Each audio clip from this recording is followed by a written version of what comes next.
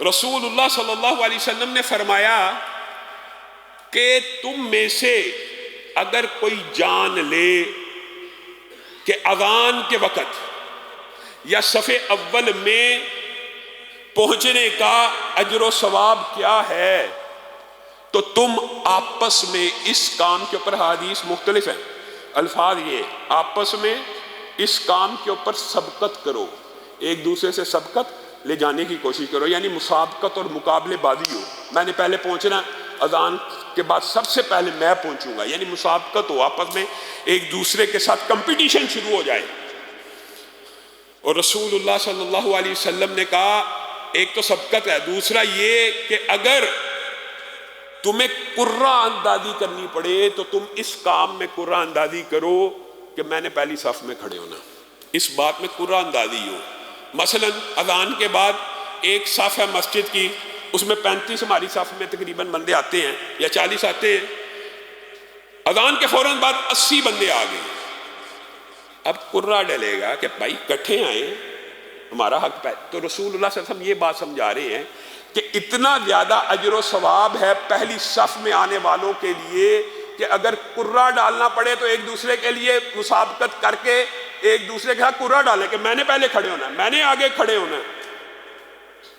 اور ہمارے طرز عمل تو اس سے بہت مختلف ہے۔ رسول اللہ صلی اللہ علیہ وسلم نے یہی نہیں صرف کہا بلکہ یہ بھی کہا مسجد کی جو پہلی صف ہے وہ اللہ کے نزدیک فرشتوں کے صف کے برابر ہے۔ اب بتائیے فرشتوں کی صفیں، بندہ مومن انسان اگر چاہے تو اتنا بلند ہو سکتا ہے، حقیقت ہے۔ یہ رسول اللہ صلی اللہ علیہ وسلم کے جو فرامین ہیں ان میں کوئی شک اور شبہ نہیں ہے، ہر مسجد کی پہلی صف فرشتوں کے صف کے برابر ہے۔ بتائیے انسان ہے تو بندہ، ہے تو گناہ گار، ہے تو گناہوں سے لتھڑا ہوا، لیکن باجماعت نماز کے لیے آ کے پہلی صف میں کھڑا ہو جاتا ہے تو اللہ کے یہاں کیا لکھا جاتا ہے؟ یہ فرشتوں کی صف میں کھڑا ہے۔ اب بتائیے کہ کوئی چھوٹا اجر و ثواب ہے؟ اور رسول اللہ صلی اللہ علیہ وسلم نے ان صفوں کے اوپر مختلف، جو صرف پہلی صف کی فضیلت ہے وہ بھی ایک لمبی چوڑی بات ہے، ہمارے موضوع سے مطابقت رکھتی ہے، ان میں سے بعض باتیں آپ کے سامنے رکھنا چاہتا ہوں۔ رسول اللہ صلی اللہ علیہ وسلم نے فرمایا ان اللہ وملائکتہ یصلون علی الصف الاول، اللہ رب العزت اور فرشتے پہلی صف والوں کے اوپر درود بھیجتے ہیں۔ اب بتائیے اللہ کا جو درود بھیجنا ہے، اللہ درود بھیجتا ہے، اللہ کس پہ بھیجتا ہے درود؟ ہم نے سنا ہوا ہے رسول اللہ صلی اللہ علیہ وسلم کے اوپر، اور مختلف آپ نے باتیں سنی ہوں گی، لیکن اللہ درود بھیجتا ہے، اس بات کا کیا مطلب ہے؟ اس بات کا محدثین نے ٹرانسلیشن اچھی طرح کی ہے، 5 چیزیں بیان کی ہیں۔ اللہ رب العزت کا درود بھیجنا، پہلی بات اللہ ان بندوں کا جو درود بھیجنا، اس کی ٹرانسلیشن یہ ہے اللہ ان بندوں کا اپنے فرشتوں کے ہمراہ اور اپنے فرشتوں کے سامنے تذکرہ کرتے ہیں، یہ اللہ کا درود بھیجنا۔ جو بندہ پہلی صف کا نمازی ہے، ایک دفعہ ہی آ گیا، پہلی دفعہ صف میں کھڑا ہو گیا، یہ نہیں ہے کہ یہ عادی نماز، آپ آج سے ٹریننگ شروع کریں، آج آ کے پہلی صف میں کھڑے ہوں تو اللہ بھی اور فرشتے بھی آپ کے اوپر درود بھیجیں گے، اور اللہ کے درود بھیجنے کا ایک ٹرانسلیشن، ایک مطلب یہ ہے کہ فرشتوں کے سامنے آپ کا ذکر کریں گے، آپ کی عزت میں اضافہ کریں گے، آپ کی عزت میں، آپ کے وقار میں، آپ کے مال میں خیر و برکتوں کا نزول فرمائیں گے۔ آپ کی زندگی کے اندر برکت صرف مال میں نہیں ہوتی، اولاد میں بھی ہوتی ہے، معاملات میں بھی ہوتی ہے، معاشرت میں بھی ہوتی ہے۔ تو اللہ کے درود بھیجنے کا مطلب یہ ہے فرشتوں میں ذکر، عزت میں اضافہ، خیر و برکتوں کا نزول ہونا۔ اور پھر مجھے ایک بات بتائیے، اللہ جب کسی کے اوپر درود بھیج رہا ہے خود، تو کیا اس کے گناہ نہیں معاف کر رہا؟ اس کی مغفرت کرنا، اس کو گناہوں سے پاک صاف کرنا، یہ سب اللہ رب العزت کے درود کے معنی میں آتے ہیں۔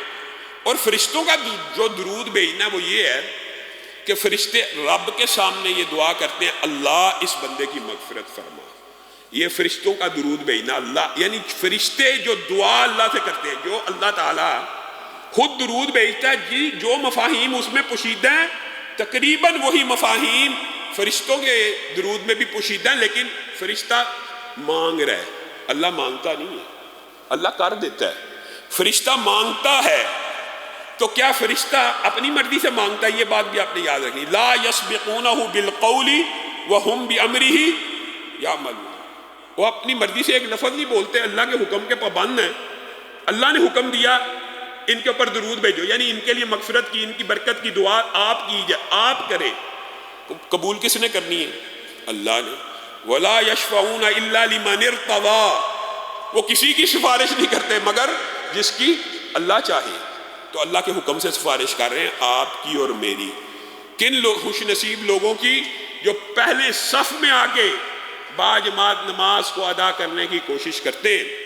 اور یہاں پر ایک بات سمجھنے کی ضرورت ہے کہ رسول اللہ صلی اللہ علیہ وسلم نے بعض باتیں اللہ رب العزت کی وحی کے تابع ہو کر آپ کی اور میری تسکین قلب کے لیے نازل کی ہیں. ان میں سے یہ بات بھی ہے کہ انسان اذان کے وقت 40 بندوں کی صف ہے، 120 بندے آ گئے، 160 بندے آ گئے. اب وہ سارے کے سارے پہلی صف میں تو نہیں آ سکتے، لیکن ٹائم وہی ہے، تو کیا وہ اس اجر و ثواب سے محروم رہ جائیں گے؟ ہرگز نہیں. اسی لیے رسول اللہ صلی اللہ علیہ وسلم نے کہہ دیا، اور صحابہ نے پوچھا، اور صحابہ پوچھتے بھی تھے اللہ کے رسول دوسری صف کے اوپر بھی؟ تو رسول اللہ صلی اللہ علیہ وسلم نے کہا ان اللہ وملائکتہ یصلون علی الصف الثانی. یہ بھی حدیث موجود ہے کہ دوسری صف کے اوپر بھی اللہ اور اس کے فرشتے درود بھیجتے ہیں. اور اس سے مراد یہ دو الگ محدثین نے اس حوالے سے چیپٹرائزیشن کی ہے کہ اس میں وہ لوگ بھی شامل ہیں دوسری صف کے اندر جو قدر تاخیر سے آئے. اذان ہوئی، اذان ہوتے ہی پہلی صف بھر گئی، مثال دے رہا ہوں، کچھ اذان سے 5-10 منٹ بعد آئے لیکن نماز کی تکبیر سے پہلے آئے، دوسری صف میں چلے گئے، ان کے اوپر بھی درود ہے.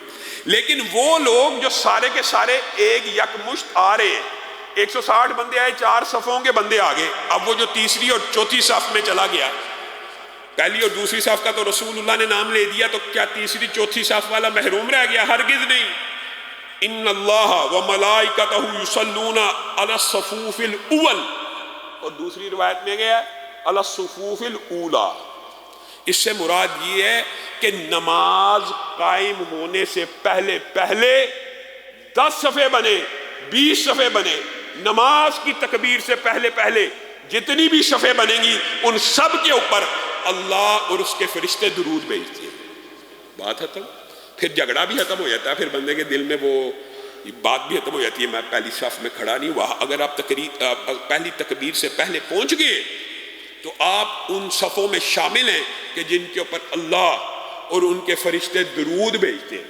لیکن رسول اللہ صلی اللہ علیہ وسلم کا جو ذاتی، ایک ہے اللہ کا اور ایک ہے فرشتوں کا درود، اور ایک ہے رسول اللہ صلی اللہ علیہ وسلم کا درود. اس کے بارے میں حدیث صحیح یہ ہے کہ رسول اللہ صلی اللہ علیہ وسلم کا جو درود ہے، صحابہ نے آپ سے پوچھا رسول اللہ کا درود بھیجنا اللہ کے درود بھیجنے سے تو کم تر ہے، لیکن فرشتوں سے افضل ہے کہ نہیں؟ فرشتوں سے تو افضل ہے کہ اللہ خالق ہے، باقی ہر چیز مخلوق ہے، اور مخلوق میں سب سے اعلیٰ اور افضل کس کو بنایا گیا ہے؟ رسول اللہ صلی اللہ علیہ وسلم. اب اگر آپ رسول اللہ صلی اللہ علیہ وسلم کا درود لینا چاہتے ہیں تو اس کے لیے بھی وہی طریقہ کار ہے، اور رسول اللہ کے درود کا بھی وہی معنی اور مفہوم ہے جو فرشتوں کے درود کا معنی مفہوم ہے کہ رسول اللہ صلی اللہ علیہ وسلم نے فرمایا اور صحابہ نے پوچھا، صحابہ نے کہا اے اللہ کے رسول، آپ یہ جو ہمیں اللہ کے اور فرشتوں کے درود کی بات بتاتے ہیں، تو رسول اللہ نے کہا یہ بات نہیں ہے، میں محمد صلی اللہ علیہ وسلم بھی پہلی صف والوں کے اوپر درود بھیجتا ہوں. رسول اللہ، یعنی ہم نے تو ساری زندگی یہ سنا کہ ہم رسول اللہ پہ درود بھیجتے ہیں، لیکن کچھ خوش نصیب ایسے ہیں کہ جن کے اوپر رسول اللہ بھی درود بھیجتے ہیں. وہ لوگ ہیں جو پہلی صف میں کھڑے ہو جاتے ہیں. صحابہ نے پھر کہا اے اللہ کے رسول دوسری صف کے لیے بھی؟ کہا پہلی صف پہ بھیجتا ہوں. پھر کہا دوسری صف والوں کے لیے بھی؟ کہا پہلی صف پہ بھیجتا ہوں. پھر کہا دوسری صف والوں کے لیے بھی؟ پھر رسول اللہ نے کہا ہاں دوسری صف والوں کے اوپر بھی درود بھیجتا ہوں. تو اس کا مطلب یہ ہے کہ رسول اللہ کا جو اسپیشل درود ہے وہ پہلی صف والوں کے لیے 3 مرتبہ، یعنی جو بندہ پہلی صف میں آ کے باجماعت نماز پڑھے گا گویا وہ رسول اللہ کی 3 مرتبہ کی گئی دعا کا مستحق ہے، اور جو دوسری صف میں آ کے نماز پڑھے گا وہ رسول اللہ صلی اللہ علیہ وسلم کی 1 مرتبہ کی گئی دعا میں شامل ہے. البتہ بات وہی ہے کہ اگر آپ پہلی تکبیر سے پہلے مسجد میں پہنچ جاتے ہیں تو آپ کا شمار ان صفوف الاول میں ہوگا کہ جن کے اوپر مراد یہاں پہ بھی وہی ہے، اور الثانی سے مراد وہی ہے جو تاخیر سے آئے، جو پہلے آ گئے ان کا اجر و ثواب زیادہ ہے، جو تاخیر سے آئے ان کے اوپر درود 1 مرتبہ ہوگا۔